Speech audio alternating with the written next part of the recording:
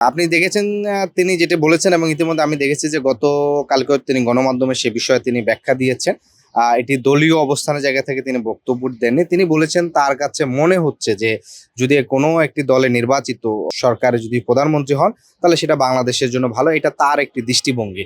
যদি সেটা হয়ে থাকে সেটি তার যে মতামত সেটি তার মতন করে ব্যক্ত করছেন। কিন্তু জাতীয় নাগরিক পার্টি যেহেতু দল হিসাবে আত্মপ্রকাশ করছে, তাদের দলীয় এজেন্ডা, দলীয় কর্মসূচিগুলো আছে সেইটা আমরা দলীয়ভাবেই প্রকাশ করা হয়। সেই জায়গা থেকে দলের গুরুত্বপূর্ণ দায়িত্ব জায়গা থেকে তিনি হয়তো তার ব্যক্তিগত মতামত প্রকাশ করছেন। তবে আমার কাছে মনে হচ্ছে যে এই ব্যক্তিগতভাবে প্রকাশ করাটা সেটা কিছুটা রাজনৈতিক অঙ্গনে কিছুটা মত দ্বিমত তৈরি করতে পারে। যেহেতু একটি নতুন রাজনৈতিক দলের তিনি গুরুত্বপূর্ণ দায়িত্বে আছেন, সেই জায়গা থেকে অবশ্যই রাজনৈতিক দলীয়ভাবে কোনো গুরুত্বপূর্ণ ব্যাখ্যা, কারণ এখন তার কোনো ব্যক্তিগত মতামত কিংবা ব্যক্তিগত কর্মসূচি ব্যক্তিগত হিসেবে গ্রহণযোগ্য নয়।